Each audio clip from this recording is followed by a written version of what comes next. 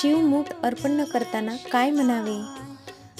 तर पुढील मंत्र म्हणावा, तो स्क्रीनवर दिला आहे. शिवा शिवा महादेवा, माझी शिवमूठ ईश्वरा देवा, सासू सासरे दिरा भावा, ननंद जावा भ्रता, नावडती असेल तर आवडती करा देवा. ओम नमः शिवाय.